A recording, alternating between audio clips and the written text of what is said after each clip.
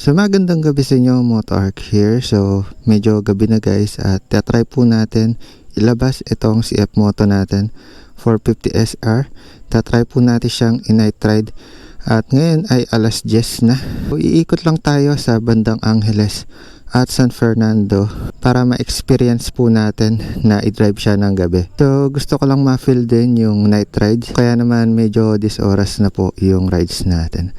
By the way, para mailabas to sa garahe po natin, kailangan pa natin tanggalin si Scarlett tsaka yung isang click battery, no? Kasi napakalaki po ng space na sinasakop niya.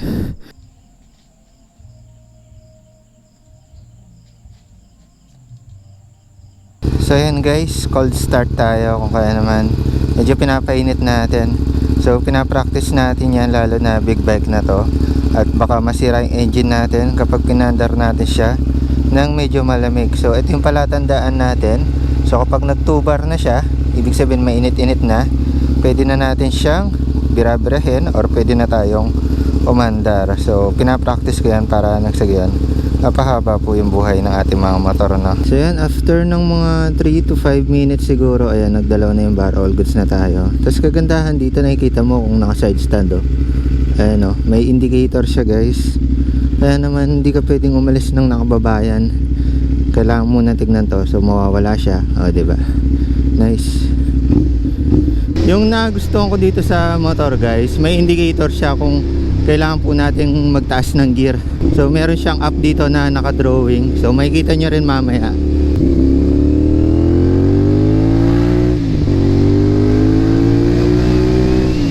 Wala. Sarado? Okay.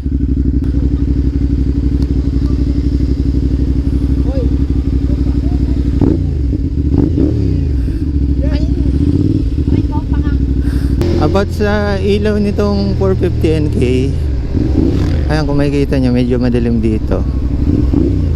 Medyo malawak yung buga niya pero hindi siya ganun kalakas. Spread siya, naka-spread, pero hindi siya ganun kalakas. So yan, nandito na tayo sa highway. So yan guys, medyo nag-gloves tayo ngayon, no? Pero sa right hand lang. Kasi medyo yung grip nito baka dumulas, so mas okay, mas safe. Gloves tayo.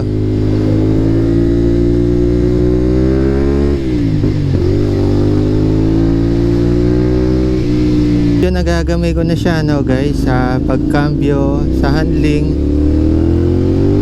Medyo hindi na ako masyadong nalilito.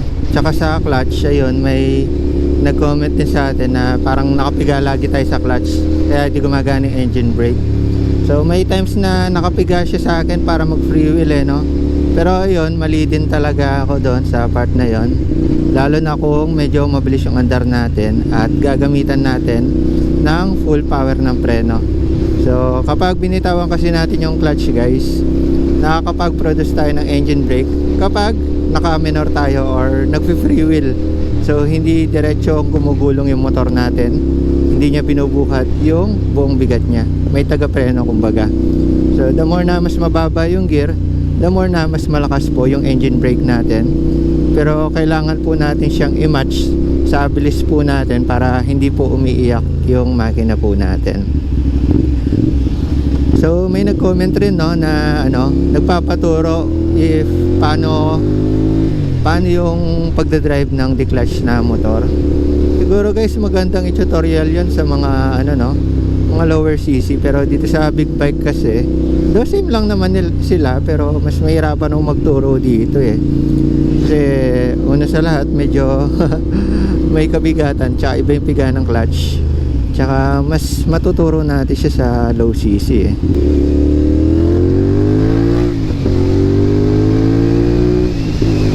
Ganda talaga ng tunog ng ano, 270 degree crank.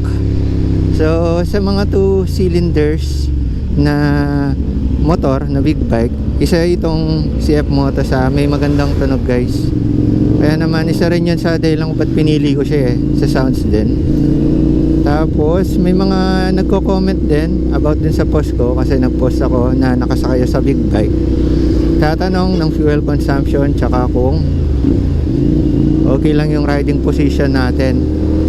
So about dun guys, sa riding position natin, actually mga ilang kilometro pa lang ng sakay natin dito, ramdam ko na agad yung ngalay sa kamay dito sa right hand, kung saan po tayo pumipiga. Pero itong left hand, okay naman siya guys.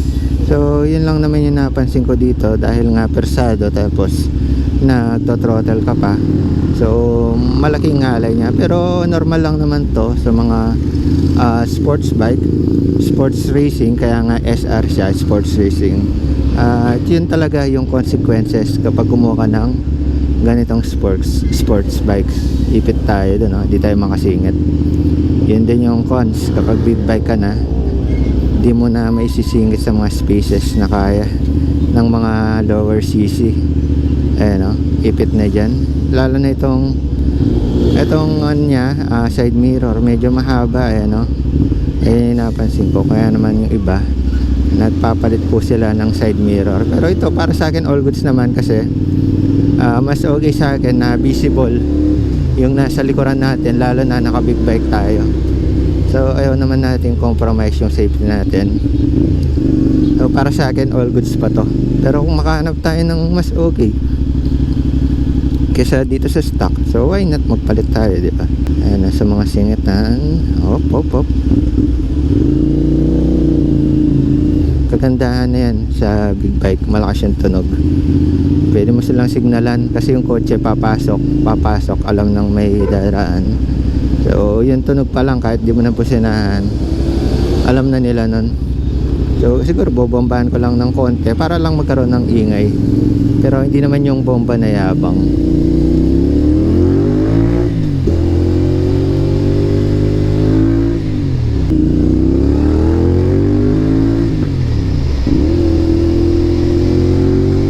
May mga time na ganito, nakahang tayo sa likod ng truck at medyo mabagal, mas okay na ginaganto ko yung position ko, medyo tumatayo ng konti or parang uma-upright ng konti yung katawan ko, para kahit papano nare-relieve yung pagkasubsob natin kanina. So doon naka one hand tayo, pero yun, manageable naman yung bigat, okay na okay.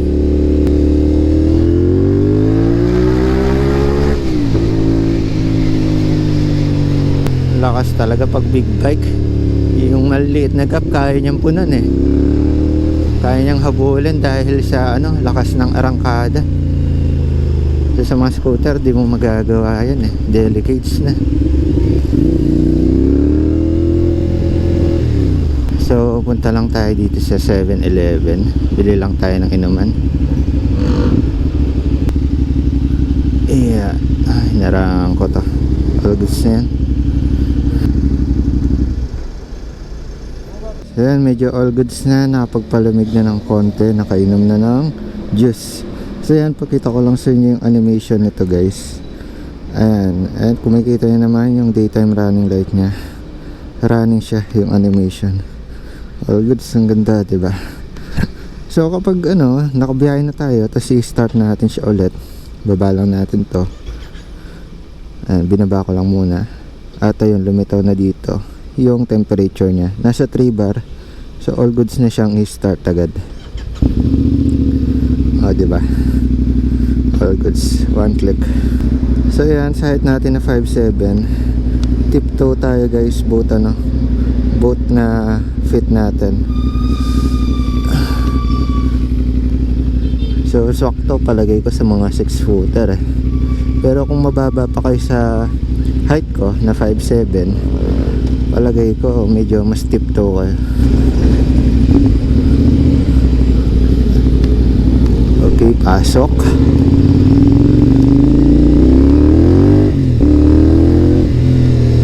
Ang daming truck talaga pag gabi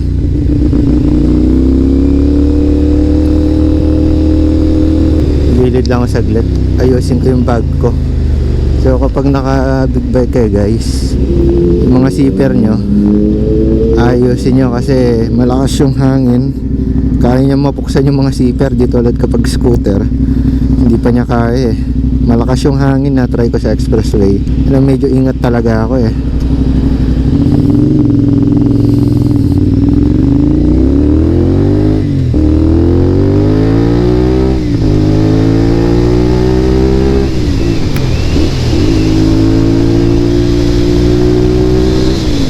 Diba? Ang galing ng indicator dito guys. Pansinin nyo yung indicator na nandito. May arrow dyan pataas kapag ipapaalala niya ang kailangan mo na mag-shift. So yun ay para magkaroon ng magandang rev match sa pag-gear po natin tsaka sa RPM. So para maganda po yung arangkada natin, smooth po yung takbo natin. Pero yung downshift guys, wala siyang reminder. Yung upshift lang yung nire-remind niya. So sa downshift naman kasi magaan lang siyang tansyahin. Kung medyo sobrang bagal tayo, kahit segunda, ginagawa ko siya segunda. Pero kung medyo mabilis pa, kahit tercera, okay pa siyang i-downshift kung galing ka sa quinta or sixta. Pero yun, hindi naman ako umabot ng quinta or sixta kapag nandito sa service road. Kasi medyo masikip po, katulad na lang yan.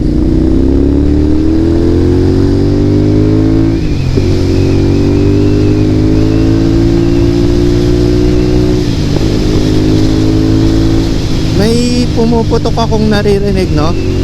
Every pagitan ng mga shifting natin. Ewan ko lang kung normal yon or dahil sa exhaust natin.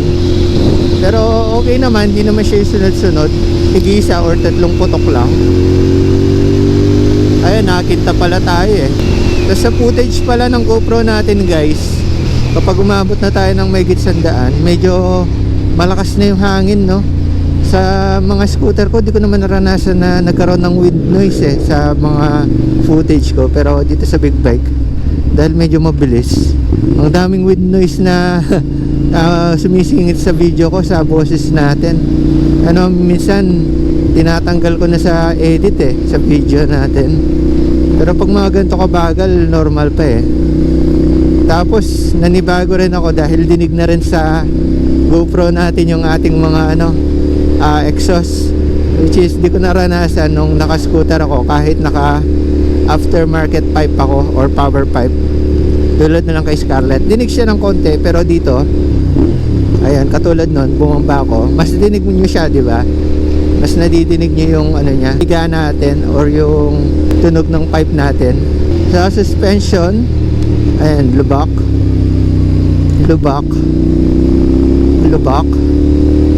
siguro sa suspension, kung re-rate ko siya guys, hindi naman siya sobrang tigas eh, tulad niyan. Medyo malambot yung harapan guys eh, kasi based sa napanood ko, KYB pala to na shocks, which is magandang type ng shock, magandang uri ng shock. Sa mga click kasi meron din ganun eh, KYB, ginagamit nila pang show kasi maganda yung suspension na yan. So yun, ganun yung brand ng suspension niya. Pero hindi yung katulad sa click yung nakalagay dito ha. Ibang variant ng KYB, kumbaga malaking shock siya. Pero yun, yung nagmanufacture KYB. Sa likod, hindi ko lang alam kung anong brand. Pero all goods naman guys. Yung weight kasi natin, parang sa harap ko siya nararamdaman, since nandyan yung makina eh. Sa likod, ang nipis na lang ng motor natin eh. Cornering wise, ang kapit ng gulong guys ha. Kapit, hindi ko mararamdam ang totomba tayo. Tapos kung mapapansin nyo, may mga times na bumobomba. May checkpoint to. Checkpoint, ano kaya yung checkpoint nila? Pati sa sakyan, checkpoint na rin. Buti na lang pinicturean ko yung ORCR. Original kasi yung binigay ni owner, wala pa akong photocopy. Nung nagpapa-photocopy ako, sarado. So bago umalis sa bahay kanina, pinicturean ko muna para in case man, kahit anong mangyayari, may mapapakita pa rin ako, hindi yung totally wala. Pinicturean ko pati deeds of sale tsaka yung ID nung nagbenta para safe na safe. Pero yun, kapag napaserox ko siya guys, may lagayan to na compartment na maliit. Pwede kong itupi yung papel na yun, tapos isaksak ko lang siya. Kasi wala talaga lalagyan ng space. Siguro pa plastic ko na lang para di mabasa. Okay, yung ginamit ko ngayon tayo naka-wata style na hoodie guys. Kung kaya naman intact ngayon, kasi last time nung nag-expressway tayo, may butones yung jacket natin, yung windbreaker. Kung kaya naman, ayun, nakabukas siya at pumapagpag. Pero itong hoodie guys, close siya, wala siyang butones, all good siya. So hindi ako na naaliwas-was sa suot natin ngayon. So tour ko lang kayo dito sa San Fernando guys. San Fernando na to. Time check natin 10:59, alas 11 na. Pakita ko lang kayo sa sitwasyon dito sa siyudad ng San Fernando. Also baka diretsuin na rin natin ng Angeles. Kasi ano lang, throttle therapy lang. Medyo gusto ko rin i-break in na sa kamay natin mismo, or parang iano natin siya, sasanayin para nang sa gayon kada rides po natin hindi na tayo nangangapa. Kasi alam mo yon, may big bike tayo tapos di natin ginagamit, so kailan mo gagamitin yan? So kahit kakabili ko lang guys, ginamit ko na siya ng ginamit kasi hindi natin alam, di ba? Baka isang araw mawala siya sa atin, pero wag naman knock on the tank. Wag naman. Pero yun, sinusulit ko guys, hanggat syempre pinangarap mo to, gamitin mo. Huwag mo siyang iparada lang sa bahay. Kaya kahit gabi umalis tayo para lang mapag throttle therapy, medyo ma-realize natin yung mga ginagawa natin sa buhay. O bakit ba tayo bumili ng big bike kahit ang mamahal ng gasolina ngayon, di ba? Pero yun, so far afford pa naman natin, kaya pa naman. Wala siyang guys, wala siyang idling stop dito lang ng mga scooter, no? So kapag nakahinto tayo, talagang nakabuhay lang engine niya. So siguro ganun yung mga big bike na wala talagang idling. Ayan, kapag ganyan, humble lang tayo. Hindi tayo kailangan makipagkarera sa mga stoplight guys. Hindi porke naka big bike tayo hahabulin natin sila. Kasi may mga ganong iba kahit all scooter talagang habulan. Ayan, yun lang tayo, safety first tayo guys, para rin kahit pa paano ma-influence ko kayo na wag magkamote. Kasi mahirap, isang disgrasya lang pwedeng mawala ang lahat sa inyo.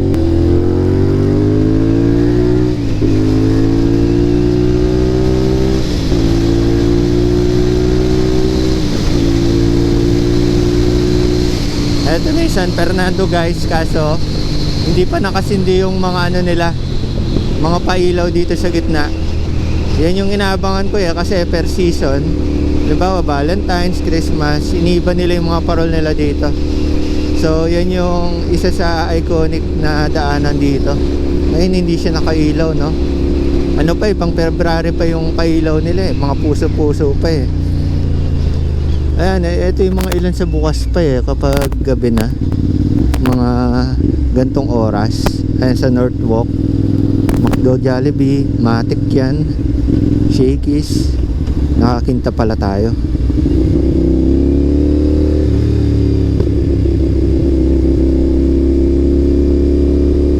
Sa gasolina natin, 2 bar na yung nababawas, no? Pero based dun sa owner, sa pinagbilan natin, lagi ko nagbibigay sa owner no?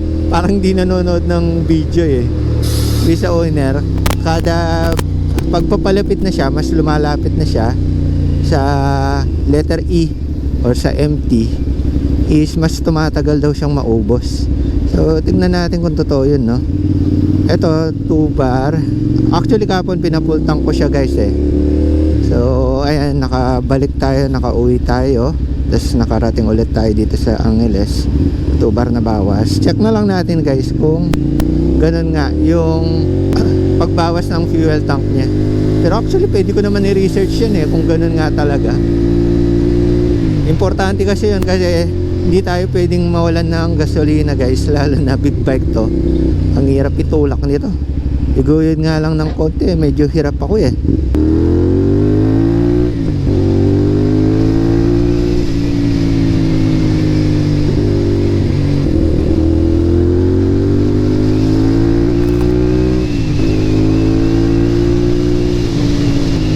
Dahan-dahan tayo kahit naka-green. Ba't hindi pa sila lumiliko?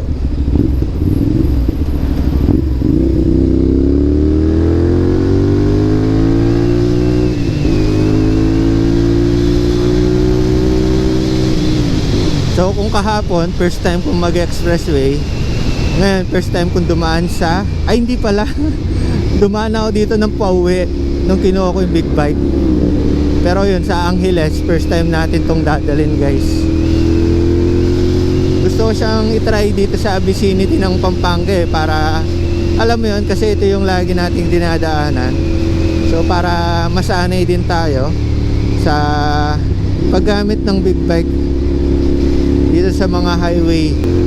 Actually si Boss Red Motovlog, ito rin yung lagi niyang dinadaanan eh. Dati idol ko yun eh. Ngayon di na siya masyadong nagbibig bike eh, no? Puro motocamping na lang yung ano niya eh, content.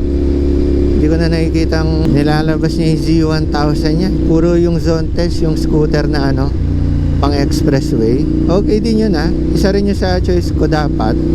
Para halimbawa kasama ko si OBR or pupunta kami ng ibang lugar, hindi masakit yung ano niya, likod.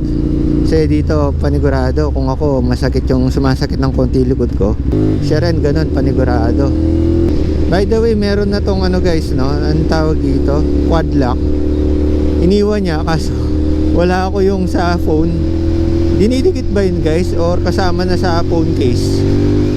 Hindi ko kasi sure eh, pero order na lang din ako para magamit ko siya. Ayun o, sayang yung quad lock natin. Mukhang original pa naman to.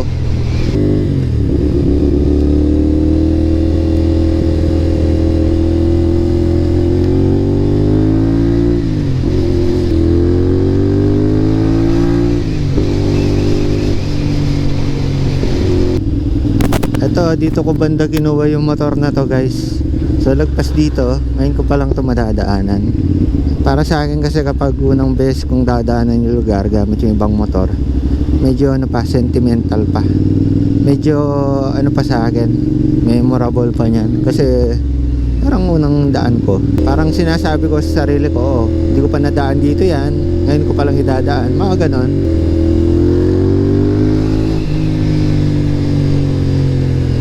Wala na, hindi na pwedeng umabot. O pag ganon, yellow na, okay na yun.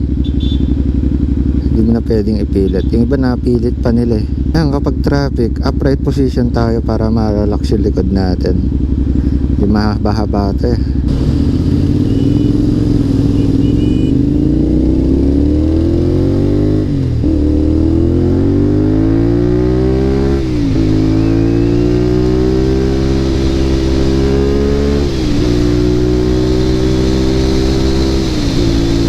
Pag ganitong gabi na, medyo maluwag na yung kalsada. Di tulad pag umaga, medyo masikip dito. Pero syempre alalay pa rin tayo sa mga sidewalk kasi kabilaan yung mga sidewalk dito. Lalo na medyo madilim, walang street lights. So yung naasahan lang yung ilaw ng mga sasakyan eh. Minsan hindi mo namamalayan may aninong tumatawid. So yun na yun, kapag may anino kang nakikitang tumatawid, may tumatawid na talaga.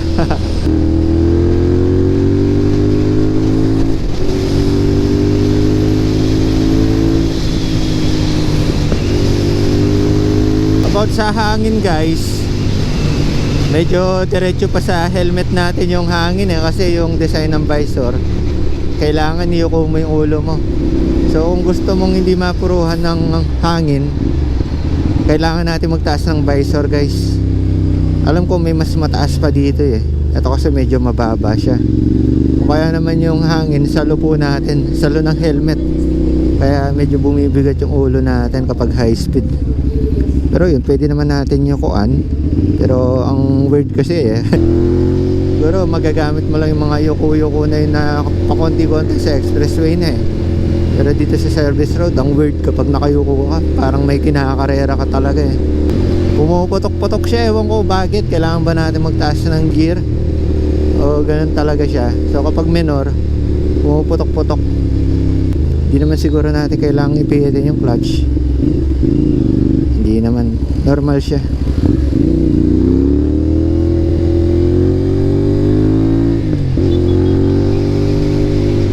Ang target ko ngayon guys, kasi wala talaga akong destinasyon, is doon sa ano si pangalan ng store na yun, nakakalimutan ko. Basta pag nakikita ko, yun na yun, magkakape lang ako doon guys. Ayun, Burger King. Sarap kasi ng kape nila doon. Tapos siguro magbaburger na rin ako. Tapos montage natin ng konti itong si Brick, yung ating CF Moto 450 SR.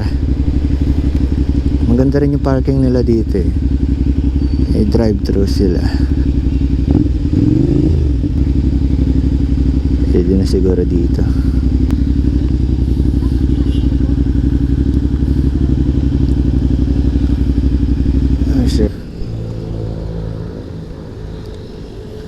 Pwede naman siguro dito.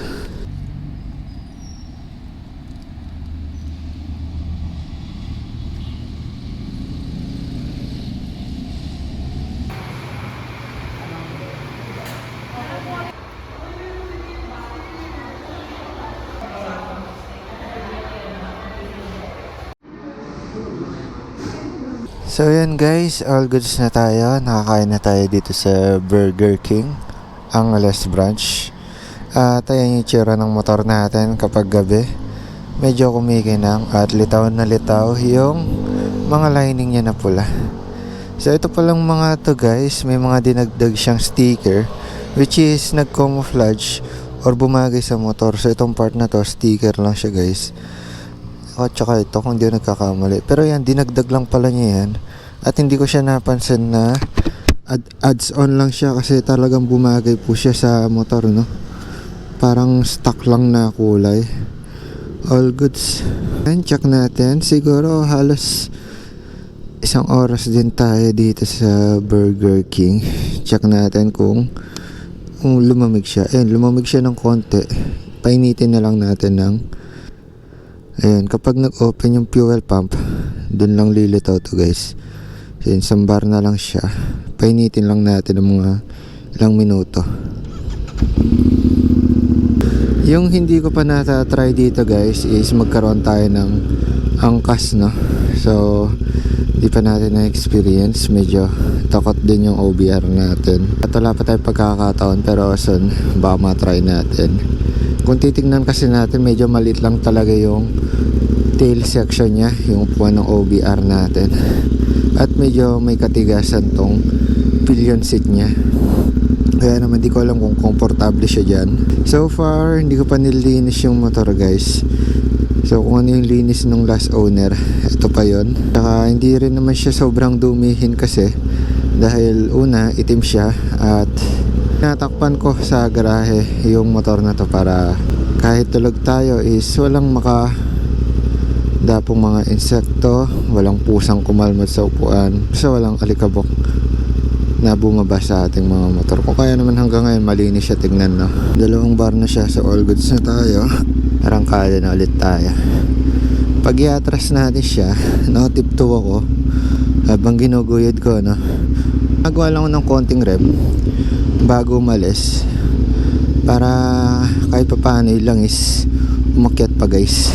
Maluwag na ngayon kasi alas 12 na guys, 12:17 AM na.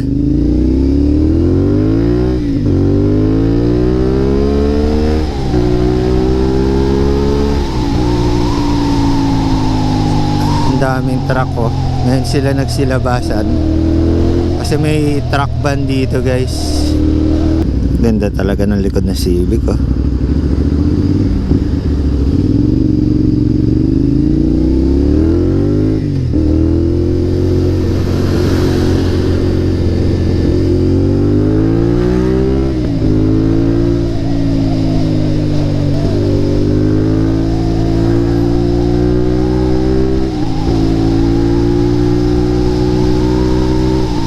Manibela guys, medyo tinatry ko siyang bitawan ng konti. Hindi naman siya mawiggle, no? Hindi naman siya naglalaban. Kung kaya naman medyo mabait yung manibela nito. Ang alam ko kasi yung mga ibang big bike, bukod sa mabigat, minsan delikado talaga siyang bitawan kasi nagwo-wobble or nagwo-wiggle. Wiggle or wiggle, ganun. Pero ito mabait yung manibela. Kahit bitawan mo siya, pero hindi naman natin sinasabing mag no hands tayo. Ibig sabihin, hindi siya mabigat. Magaan yung handling niya.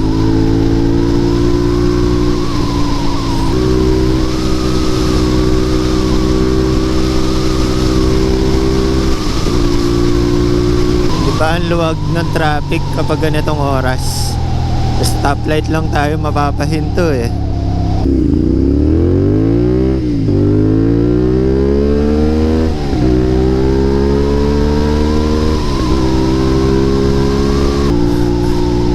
So yun lang muna guys. Salamat at sinamahan nyo ako sa aking pagto-throttle therapy para dito sa aking big bike.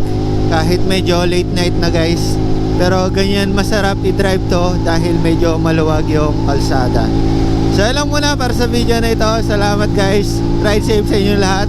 The more click, the more you know. Night ride kasama ang 450 SR CF Moto. Bye bye.